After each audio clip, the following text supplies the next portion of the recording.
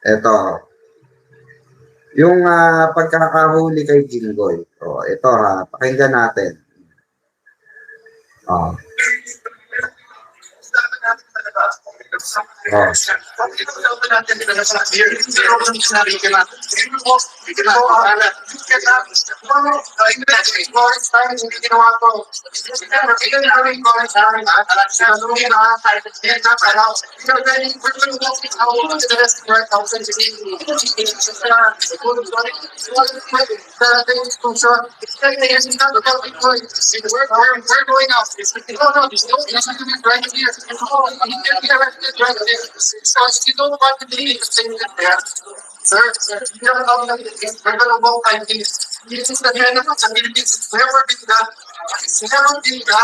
Sa longest team up for Enrile.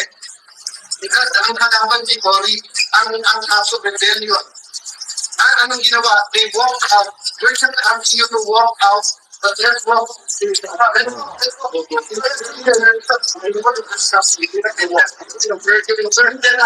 right? Sir! Especially after another, sir, I'm sir, service the last person we got for the escape. That's not that's not for me, that's for the Senate, sir. You're not for the Senate. Sir, the Congress said that I won't allow that things. Sir, who can allow that? You're trying to do that right outside of it. Grabe si Alan Peter Cayetano, no? Oh. Nakita nyo naman, tulad niyan. Yan yung sinasabi natin. Oh. Kung matatandaan nyo, mga kababayan, no? Ito, mapunta na tayo sa issue kay Jinggoy, kung matatandaan nyo, mga kababayan, pilit na sinisigaw ng majority noon, nung panahon, na hinuhuli si Bato de la Rosa. Diba? Hinuhuli si Bato de la Rosa. May warrant of arrest. Ang sabi nila, kung local court yan, pwede yan. Diba? Kung local court yan, papayag sila. Diba? Nadamputin si Bato de la Rosa. Oo. At kung meron silang kopya ng warrant of arrest. Ang problema nga, di ba, dito kay SP Cayetano, masyadong bida-bida eh. Di ba? Masyadong bida-bida, mga kababayan. No?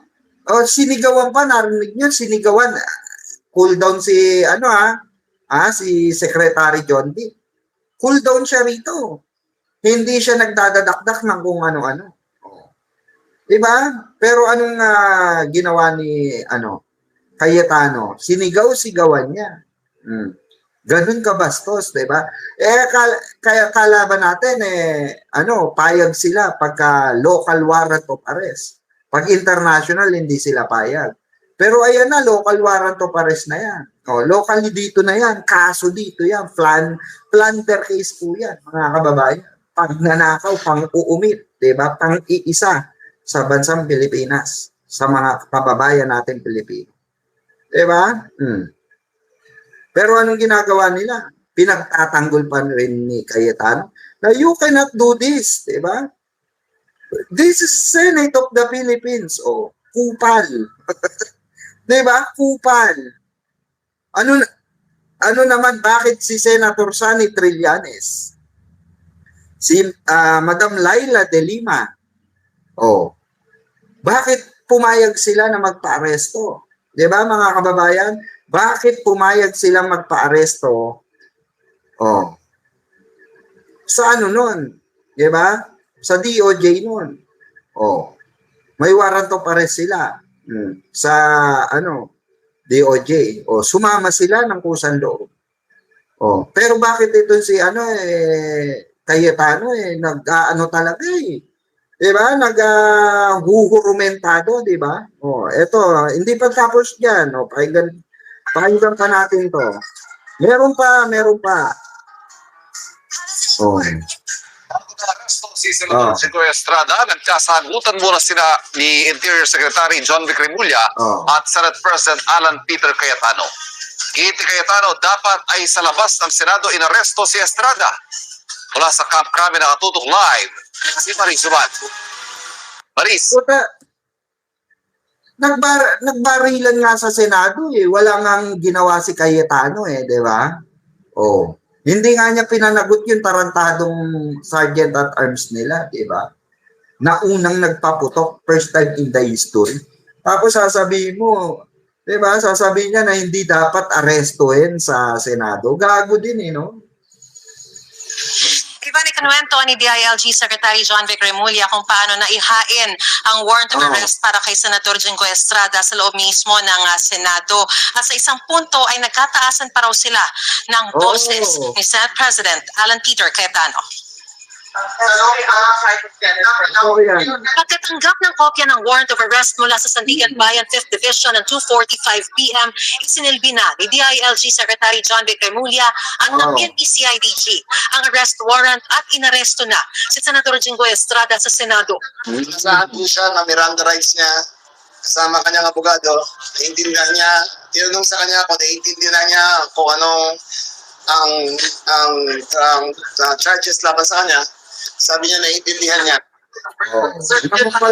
Sa video ito na binigay sa GMA News, makikita ang tensyon sa pagitan ni Interior Secretary John Vic Remulla at Senate President Alan Peter Cayetano.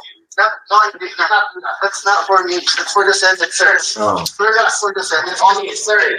Maririnig na ang gusto ni Cayetano sa labas ng Senado arestuhin si Estrada, pero di si Secretary Remulla. Kaya tuloy na binasahan na ng Miranda rights si Senator Jinggoy. Tinanong kay Secretary Remulla ang insidenteng ito.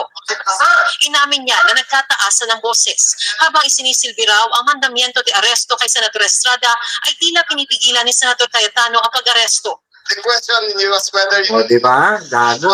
Yung separation of the executive and Ito nga, mga kababayan, di ba? Kung tutuusin nga, nabatikos pa si Secretary John Vic di ba? Nung panahon na sinabi niya, di ba, sa publiko na pumunta siya sa Senate para siguraduhin ang kaligtasan ng mga senador. Tapos gaganituin lang siya ni Cayetano, di ba? Gaano kawalang yang tao yan, di ba? Biruin mo, di ba? Inano ka na, pinuntahan ka sa Senate, pinuntahan kayo sa Senate para kamustahin kayo. Tapos ngayon sisigawan mo si Secretary John Vic. Buti cool lang si Secretary John Vic. Actually, bawal po talaga yung ginagawa nila na yan. Yung haharangin mo, yung may warrant of arrest, di ba? Pati ikaw pwede kang handamputin dyan eh. Di ba? Mabait lang talaga to si kung sinabi si General Torre, baka sabihin, sige, ayaw mo umalis dyan, pupusasan kita. Di ba? Baka kung si mangyak-ngyak kayo, di ba? Sabi na sabi niya, even at the time of Salonga, he protected Enrile. Ang sabi ko sa kanya, in a not very calm voice kasi umakit na, "Sir, I'm sorry, you lost that privilege when Bato escaped."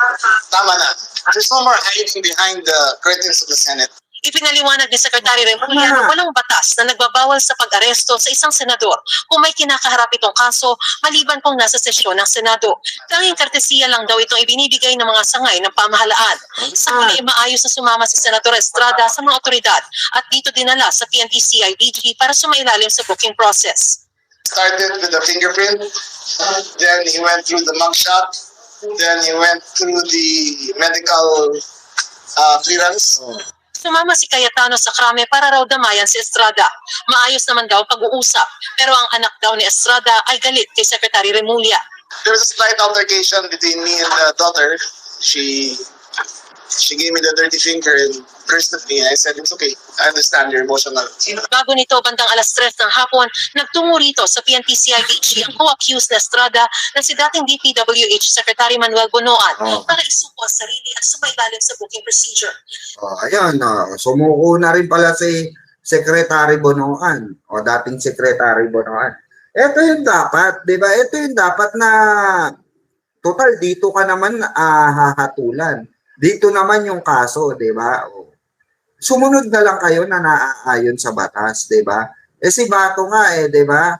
Supreme Court na nagsabi na may jurisdiction yung warrant of arrest na isinumite, 'di ba, ng NBI laban sa kanya, 'di ba, yung warrant of arrest na.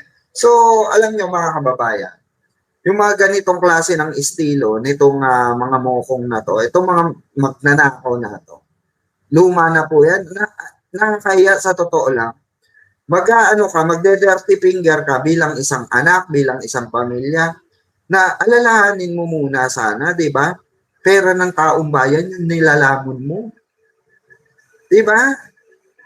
Kaya ka naging tao dahil sa, di ba? Dahil sa pera, salapi, taxes ng taong bayan. Oh. Tapos gaganyan-ganyan ka bilang isang anak, bilang isang partner, bilang isang diba, pamilya, diba? Dapat magpasalamat ka pa nga, diba? Dahil napakain ka ng mga ninakaw, diba? Oh. Nakitaan ng probable cause kasi nga minority pa lang sila. Diba? Minority pa lang po sila Jinggoy Estrada. Kinasuhan na sila sa ombudsman. Hiningi na po ng ombudsman yan. Oh. At meron na pong meron na pong tawag dito, mga ebidensyang isinumite, sila Bunuan dyan, sila Hernandez, meron na po, kaya yung sinasabi nila Marcoleta, na propaganda para mabawasan ang majority, ay hindi po, diba? Kasi sabi nga ng batas natin, at sabi mismo ni Boying Remulla, ni Ombudsman Boying, sabi niya, na isampa na yung kaso na yan, nasa minority pa lang sila. Diba? Nataon lang na lumabas yung warrant of arrest, nasa majority na sila. Pero nung minority pa lang sila, mismo, diba, sila Secretary Bunuan, yung mga kasamaan nila, yung naglaglag sa kanila. Diba? O paano madadamay na naman si Pangulong Bongbong Marcos diyan? Bakit na naman nadadamay ang pangalan ni Pangulong Bongbong Marcos diyan? Katulad ni Amy, 'di ba, na maraming batiko sa kanyang kapatid. Regarding daw sa snap election, 'di ba? No to Chacha. Naglabas siya ng mga isyung ganyan. Kaya sinopla siya ni Pangulong Bongbong Marcos. At sumagot din si Pangulong Bongbong Marcos na sabi ni Pangulo? Sinabi niya mismo na eto na yung hinihingi nyo, 'di ba? Na supposed to be dapat matagal na, 'di ba? Pero anong ginagawa kasi nung iba? Pinoprotektahan kasi nung iba yung mga dapat managot. Sabi na naman ng mga DDS diyan, yung amo mong bangag ang mastermind. Binigyan na nga ng pagkakataon, di ba? Ang mga DDS na magsampa ng impeachment complaint labang kay Pangulong Bongbong Marcos. Pero ano nangyari? Wala silang mailatag na ebidensya. Di ba? Walang mailatag na ebidensya. Hinihingan sila ng ebidensya, walang ebidensya. Di sana, ipinresenta nila yung 18 ex-Marines, di ba, na nagdadawit kay Pangulong Bongbong Marcos regarding dyan sa mga mali-maleta na yan. Kaso ang problema sa mga DDS or sa mga kinukuha ng mga DDS, mga kababayan ko, wala pong mailatag na ebidensya. Hindi kagaya nitong Jinggoy, di ba? Merong di ba? Merong ebidensya. Wait lang.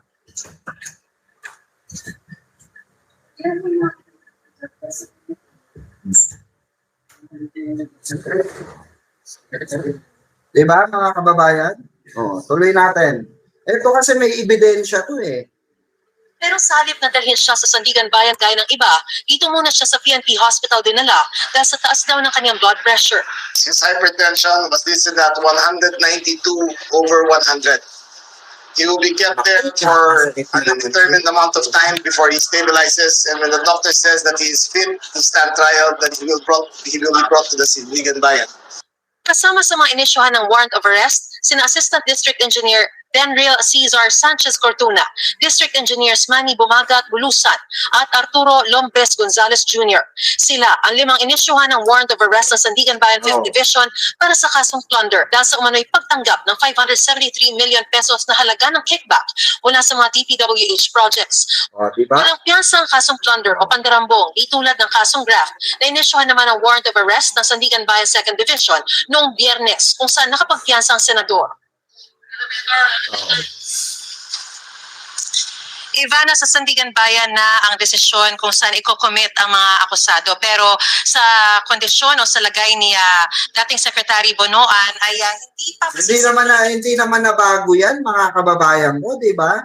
Yung puta, magnanakaw ka sa publiko, sa kaban ng bayan, tapos pag nahuli ka, bigla may sakit.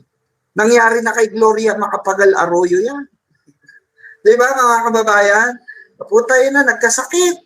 Oh, nahuli, nakasuhan, nagkasakit, house arrest, 'di ba? Ganyan ang sistema nila, 'di ba? Ganyan po ang bulok na sistema nila. Ngayon, nung sinabi ni mahal na Pangulo, napapangalanan, may mapapanagot pa, iisa-isahin sila, 'di ba? Na naaayon sa tamang proseso. Nasa due process. Diba? Nasa due process and at the same time, naaayon sa mga inilalatag na ebidensya. Yun yung Pangulo natin, diba? Hindi yung basta-basta yung iuutos na lang, diba? Huliin mo yan, ano'y mo ito. Tanggalan mo ng amnestiya to, diba? Kagaguhan din ng mga ng administrasyong Duterte noon, di ba? Dahil tinitira siya ni Trillanes, tinanggalan niya ng amnestiya. Gago din no? Ngayon, binalikan siya ni Trillanes, ayun, doon na mabubulok, di ba? Yun yung palike and share po mga kababayan. Palike po.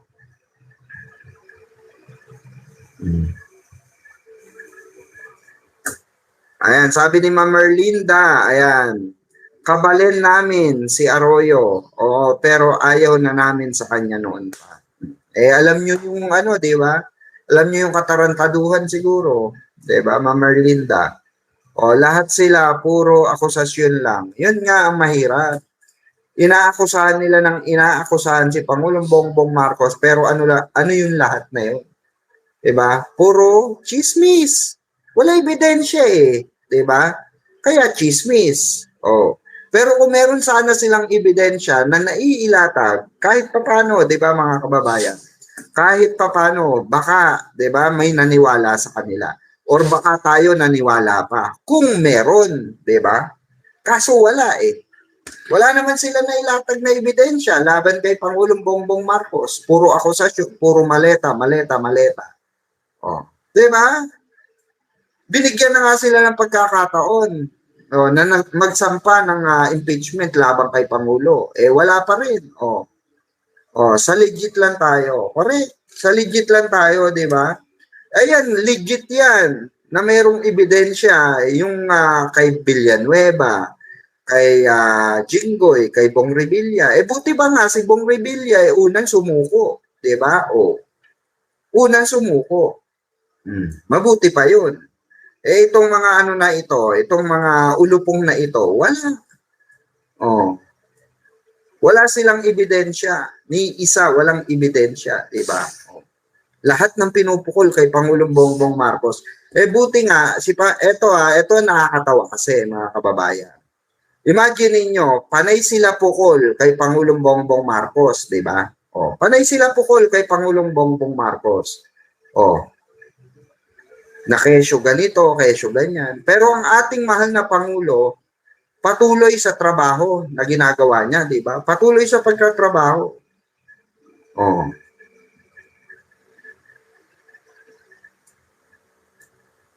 Wait lang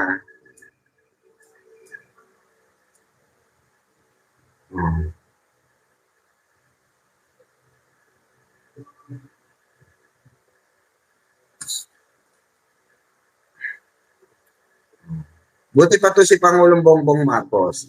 Eto nga, nagkaroon ng visit, 'di ba? Ang ating ang Vietnam dito sa atin. Oh. Pakita lang naman natin mga kababayan kung gaano kasipag si Pangulong Bongbong Marcos. Kahit na patuloy siyang binabatikos, kesyo wala daw ginagawa, kesyo tamad, 'di ba? Oo, 'yan ang kanilang mga propaganda 'di ba? Oh. Ito po, yung pagbisita ng sa atin, ng Vietnam, ayan po, mga kababayan. Binisita tayo ng Vietnam after ng Japan, after arriving ni Pangulong Bongbong Marcos, galing Japan, Vietnam naman ngayon. Diba? Ganyan na po pinagkakatiwalaan ng ating mahal na Pangulo.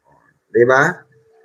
Dapat nga maging proud tayo mga kababayan diba? Dapat maging proud tayo diyan. Bakit? Kasi nagtitiwala na ang mga karatig bansa natin.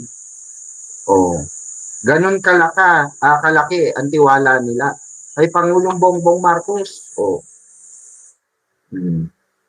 Ito pa. Sa Malacanang. Pagsalubong sa Prime Minister ng Vietnam. Diba? Ganyan tayo nire-respeto ngayon, panahon ni Pangulong Bongbong Marcos, na hindi natin nakuha yung respeto nung panahon ni Digong. Paano? Puro China sila, puro China, puro Xi Jinping. Tayo na po, lahat na lang, puro bukang bibig, Xi Jinping. Diba? Yun yung inaano natin, tulad yan, magi-invest na naman, may pag-uusap na naman, regarding sa Vietnam at sa Pilipinas, diba? Ayan, imagine niyo mga kababayan. Grabe rin yung sipag ni Pangulong Bongbong Marcos, diba? Imagine niyo. Tapos sinasabihan na tamad, walang ginagawa para sa bansa. Ayan.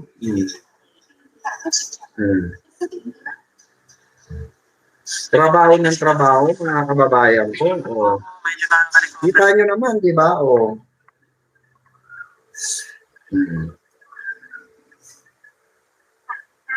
Chủ tịch nước Cộng hòa xã hội chủ nghĩa Việt Nam lên sân khấu và phát biểu chào mừng. Xin kính mời ngài Tô Lâm. Diba?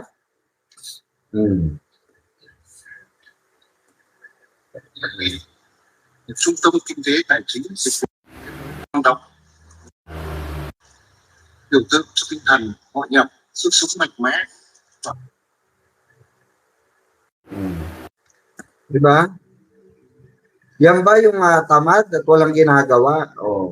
Baka si Sara Duterte, mga kababayan, walang ginagawa, diba? Si Sara Duterte yung walang ginagawa. Kasi si Pangulong Bongbong Marcos, kitang-kita natin na ang dami-daming ginagawa. Diba? Ilang kalsada na karaniwang pinama kapag umuuna sa Maynila, hindi pinaka sa kabila ng Eto pa. Mathematics, Mari, good morning. Ang umaga sa iyo, may meron sa mga kapuso natin. Ako, magandang balita yan para sa mga kababayan nating pasahero. Mga motorista dito sa lungsod ng Maynila. Ngayong araw na ito ng Lunes, unang araw pa naman ng Hulyo. Dahil sa lumalabas na naka-epektibo yung headline kontra baha na iniutos ng Pangulong Bongbong Marcos. Naalala mo, noong ipalikap na Bungkayan. Pero ngayon yan, nakikita na yung diba, mga kababayan? Narinig nyo, mga DDS, mga DDLIS, narinig nyo. Epektibo po yung ginawa ni Pangulo or yung pinag-utos ni Pangulong Bongbong Marcos na lakihan yung drainage. Nakita nyo? Yung mga ghost project ni Digong noong way back, way back 2016, hanggang matapos yung termino niya, nagbabaha sa Maynila. May ginawa ba si May ginawa naman siya. May ginawa naman si, Digo, Ghost Project po. Di ba, Ghost Project na, inasikaso ni Pangulong Bongbong Marcos. Kasi tagasalo si Pangulong Bongbong Marcos ng Ghost Project ni Digong Sa DPWH, di ba sabi nga niya, alam niya na kung ano ang kalakaran sa DPWH, pero pinaimbestigahan ba niya? Pinaimbestigahan ba niya? Di ba hindi? Ginawa ba niya ng aksyon? May mapanagot ni isa sa DPWH? Wala, di ba? Kasi isa lang ibig sabihin niyan. Di ba? Meron siyang alam at meron siyang pananagutan dyan. Di ba? Gala ng matinding pagbaha sa ilang mga kalye dito sa lungsod ng Maynila na karaniwang nalulubog sa mga pagbaha. Ano to? Lagos-lilad ba to? Ano to? Yung bahagi itong Espanya Boulevard. Espanya Boulevard, yung kahabaan na yan. Yeah. Yung kahabaan ng Taft Avenue, particular itong kinatatayuan natin ngayon, itong UN Avenue at ng Taft Avenue. Ito, kapirasong ulan lang, may kalakasan, lubog na ito sa tubig at inaabot pa ng siyam-siyam, inaabot ng oras ng buupa. Ngayon, ay wala kang makikitang pagbaha dito sa lugar na ito kung kaya't maayos nakakasakay yung mga kababayan natin. Di ba? Pupuntahan natin to mga kababayan, palakpakan natin si Pangulong Bongbong Marcos. Di ba? Palakpakan natin, di ba? Yan ang tunay. Yan ang tunay na may nagagawa. Yan ang tunay na malasakit. Yan ang tunay na serbisyo. Yan ang karapat-dapat. Tapos, tinutuligsa nila kasi sila walang nagawang matino. Pansinin niyo yung mga kritiko ni Pangulong Bongbong Marcos, walang nagawang matino. Di ba? Pansinin niyo, Robin Padilla. Di ba? Marcoleta. Sino pa? Bato de la Rosa. Bongo. Sino pa? Baste Duterte. Sara Duterte. Yung magkakapatid na Duterte. Sino pa? Madami pa. Mike Defensor, Chavit Singson. Yan ba? Pansinin nyo lang yung pare-parehas sila. Pare-parehas silang may issue sa pagnanakaw. Diba? Pare-parehas sila na may issue na natarantado, diba? Na walang nagawa para sa bansa. Example na lang natin, si Robin Padilla matatapos na termino. May nagawa ba na batas para sa ikaw-unlad ng or mapapakinabangan ng bansang Pilipinas or ng mga kababayan natin Pilipino? Wala po. Pero si Pangulong Bongbong Marcos may nagagawa. May trabahong tinatapos. Kahit ghost project ng dating administrasyon, tinapos niya. Diba? Kahihiyan po yun. Diba? Kahihiyan yun para sa Duterte administration noon. Kahihiyan sa mga Duterte yan. Bakit? Ghost project ng tatay niya yan. Wala nagawa tatay niya dyan. Nagbungkal lang sila ng lupa dyan. Nilaliman lang nila. After that, wala na. Pero si Pangulong Bongbong Marcos, ginawa niyang accessible lahat. Yung daloy ng tubig, dire-diretso. Diba? Nilakihan yung drainage, yung mga diba? Dadaanan ng basura, dadaanan ng mga tubig. Yan ang literal. Tuloy natin. Wait lang Ilang kalsada na karaniwang binaba kapag umuulan sa Maynila, hindi binaha sa kabila ng naranasang pagulan sa lungsod. Manny Vargas, Manny, good morning. Magandang umaga sa iyo kay Mayroon. Forward na natin. Wait lang. Kababayan natin mga pasero at nakataraan yung mga motorista sa bahagi ito ng Taft Avenue. Ito yung mula doon sa tapat ng tanggapan, sabing tanggapan ng NBI hanggang dito sa mismong UN Avenue ay talaga namang matindi ang pagbahang inaabot. Kasama rin sa ikutan natin ngayong umaga ang kahabaan ng Quirino Avenue na wala tayo nakitang mga pagbaha. At bahagi itong Quezon Boulevard Ngayon din, yung mismong underpass o yung tunnel. Oo, kasi dumadaan din ako dyan, mga kababayan eh. Quezon Boulevard sa Quiapo, na wala rin tayong nakitang Oo, di ba? Yan ang tunay. kanina, yung gutter deep malalim ng tubig sa Quezon Avenue, Araneta Tunnel, kung yan ang nagsulot yan. Nadaanan mo rin yun. Nadaanan mo lang siya. Nadaanan ko rin yun. Ha? Oo, grabe. Kaya kanina may pagbagal, nagulat kami, akala namin aksidente, pero nakita nga namin, paha pala ang inabot. Ngayon man, Kuya Melo, may mga kinunan tayo na video. Kung hindi matitigil talaga yung ganitong problema, yung mga backlogging, yung mga clearing operation na ginawa dito sa mga drainage at mga estero, mukhang mauulit. Dahil itong mga nasa harapan natin ngayon na mga Walis. may tagapagwalis. Ang problema, kung kapag nakita natin, may mga nandito pa sa drainage sa Top Avenue, mga basura, mga plastic, mga pinagbalutan at iba pa. Pag ito ay naipo na naman sa drainage, pagbabara yan, resulta niyan, sikahan na naman. Kaya, yun ang tanong natin palagi, ano ang mangyayari kung hindi makikisa ang bawang isa sa mga programa ng gobyerno na makikinabang-isa na ang tao? Tama naman, valid naman, di ba? Ganun naman dapat. Dapat, pagka mayroong proyekto ang gobyerno, wag lang flood control, wag lang yung flood control ghost project, 'di ba? Ng Duterte administration. 'Di ba? Wag natin tulungan 'yan. Dapat 'yan, 'di ba? Tinutuligsa at dapat may managot 'yan. Pero itong administrasyon ni Pangulong Bongbong Marcos na siya dapat nating tutukan at dapat suportahan. Kasi nga, tulad niyan, tama yung sinasabi ng reporter na dapat hindi na tinatapunan yung mga drainage kasi yung mga basura natin, mga kababayan. Although, 'di ba, hindi natin mapigilan yung mga ibang Pilipino rin kasi wala talagang disiplina sa katawan. Kasi katwiran nila, Pilipino sila. 'Di ba? Katwiran nila nandito naman sa Pilipinas, pero sa Hong Kong, sa ibang bansa, hindi nila magawa yan. Diba? Tapos, gagamitin yan ng mga kalaban nila na walang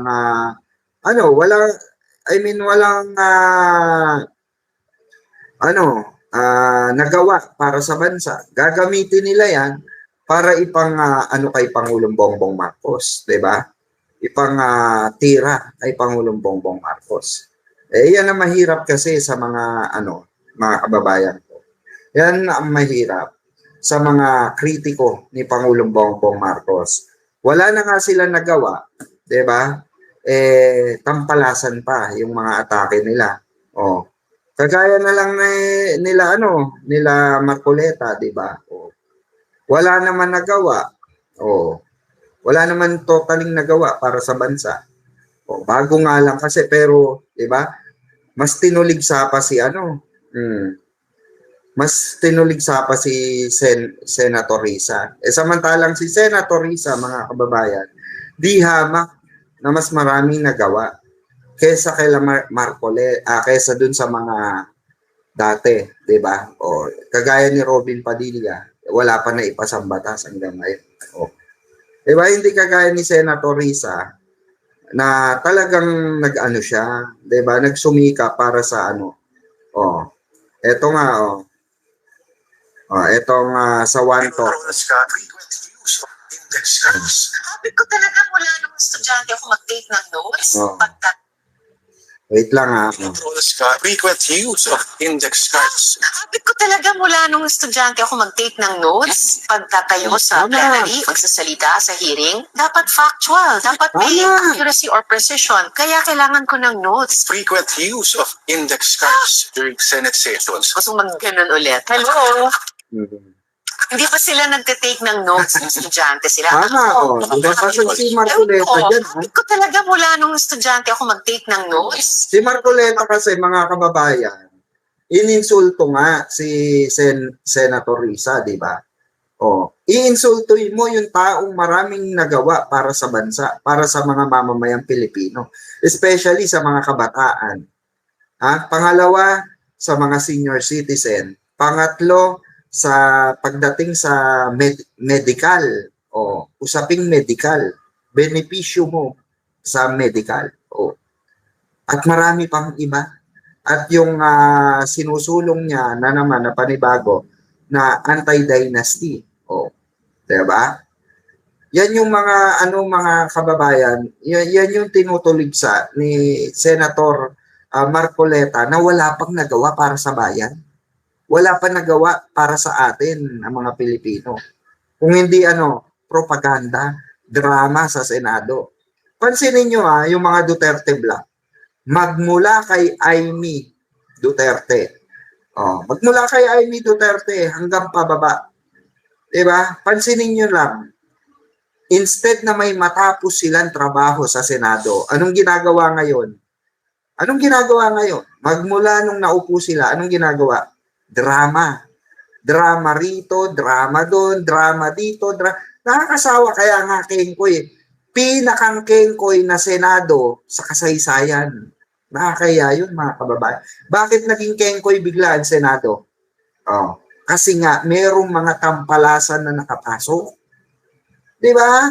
May mga kutong lupa nagkutitin ng utak. Di ba? Di ba? Buti pa nga si Senator Lito Lapid na napakadami. Grabe, di ba? Grabe yung nagawa niya. Na batas na kasalukuyan nating pinagtatamasahan ngayon. Kagaya kay Senator Risa Ontiveros na maraming nagtatamasa ng ginawa nila para sa bayan, para sa sambayan ng Pilipino. Kasi yan ang trabaho nila sa Senado. Magpasa ng batas or maggawa ng batas na naaayon sa benepisyo ng nakararami, ng majority Pilipino. Kaso, yung mga kalaban nila, walang nagawa. Pero sila, pinagmumukha pa silang masama or pinagmumukha pa silang bobo nitong mga literal na bobo, kagaya ni Marcoleta. Bobo siya dun sa argumento na yun, yung hinamak niya si Senator Risa, na wala daw background pagdating sa sa batas. Punta na makapagpasabat ng batas yan kung walang nalalaman yan. Diba? Gumawa ka muna ng batas, Marcoleta, bago ka sana magyabang. Diba? Gumawa ka muna ng batas na napapakinabangan ng bansang Pilipino. Yung pinangako mo nga na di ba mga kababayan, pinangako niya na tawag dito na sa Meralco, di ba? Walang nagawa, walang nangyari. Imposible kasi. Saka nakakita 2,000 libre. Di ba? 2,000 pesos ililibre sa di syempre palakpakan lahat. Tapos sasabihin, hindi kasi inarang, hindi kasi talaga pwede yun. Private sector po ang Meralco. Buti sana kung government ang Meralco Sakop pa ng government yan. Binenta nga, di ba? Kaya ganun. So ayun mga kababayan, isang oras na tayo mahigit. Maraming salamat. I'm sure may mga nakalive dyan na pwede pa nating puntahan, panoorin, suportahan, kagaya nila nakalive ba sila Boss Mike? Sino ba nakalive ngayon? Tingnan nga natin. Sino ba nakalive ngayon? Jake Magnus, nakalive ba? Oras 11 na pala.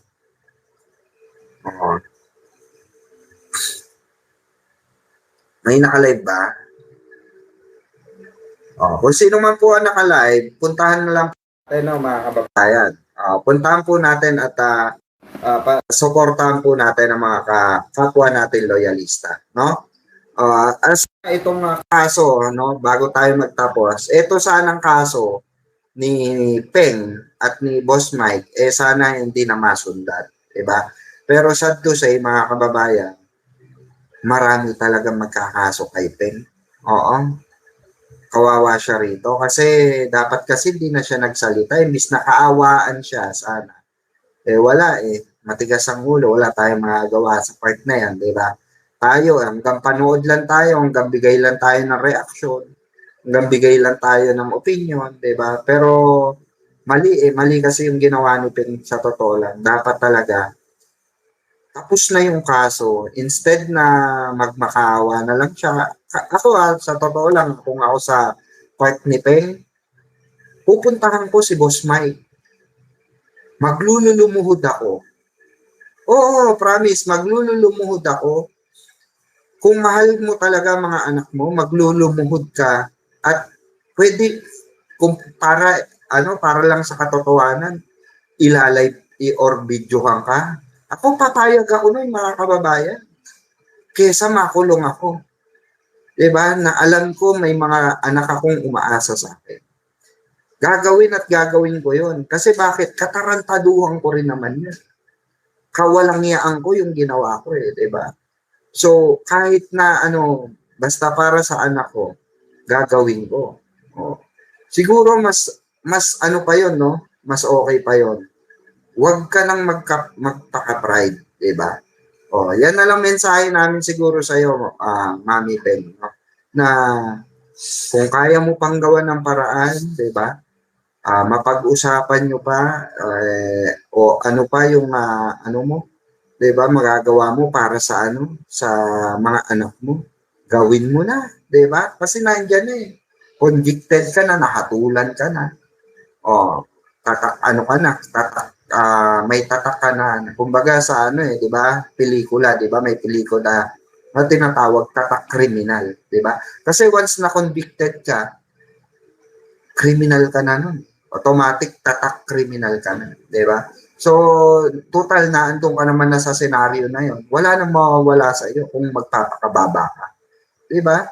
Gawin na ang lahat para, 'di ba? Para sa mga anak na lang. Okay? So hanggang dito na lang muna mga kababayan. Maraming salamat po sa inyong pag-antabay, pagsubaybay, at paki-like and share po ng ating live ngayong gabing ito. No, ito po muli ang inyong lingkod, Mirador Pico at your service. Ayan, pa-like po, no, at pa-share po ng ating live. Maraming salamat at huwag niyo pong kalimutang i-follow po ako sa aking Facebook page. Ayan, dahil patuloy tayong tinutuligsa at nire-report ng mga kutong lupang DDS. No? So marami tayo, 4 ang page natin. Ayan po, mga kababayan. Mirador Piqua po, follow po tayo. Mirador Piqua page, ayan po. Ayan, kita nyo, pogi-pogi, Ayan po, Mirador Piqua page. Meron na po tayong 4.8K followers. So, road to 5K na po, 200 na lang. Pa-10K na natin. Pa-share po ng ating mga loyalista, mga ka-BBM, ayan. Na po, no? Pakisuportahan po tayo. Ayan, maraming salamat po. At sa lahat po ng bumubuo in behalf of Bengador family natin. No, kala Boss Mike, Boss Nyolo, Boss Koy, kay Boss Derek Freddy, ayan, kila Ballpoint Man, Nyolo, Chris Ulo, ayan, si Jake Magnus, Muntintinig, Mac Pablo, ayan, at sa iba, Boss Takero, at sa iba pa, no? Mega love shoutout po sa inyo at maraming salamat sa patuloy niyong pagsuporta sa atin, no? Dito po sa ating YouTube channel at sa page po natin. So mabuhay po tayong lahat. Have a good night. Have a great morning everyone. Saan man kayong sulok ng mundo naroon, Luzon, Visayas, Mindanao, Europa, Estados Unidos, maging sa Middle East. Mega love shoutout po. Mabuhay po ang bansang Pilipinas. Mabuhay ang ating mahal na Pangulong si Bongbong Marcos. At mabuhay po tayong lahat. God bless everyone and peace out. Cheers! Gangster, we do that better than anybody. I bet you got it twisted, you don't know who to trust. So many player hating niggas trying to sound like us. Say they ready for the front, but I don't think they know it. Straight to the depths of hell is where them cowards going. Well, all you still down, nigga, holler when you see me. And let these devils dissolve for the day they finally free me. I got a caravan of niggas every time we ride. Hitting motherfuckers up when we pass by. Until I die, live the life of a boss player. Cause even when I'm high, fuck with me and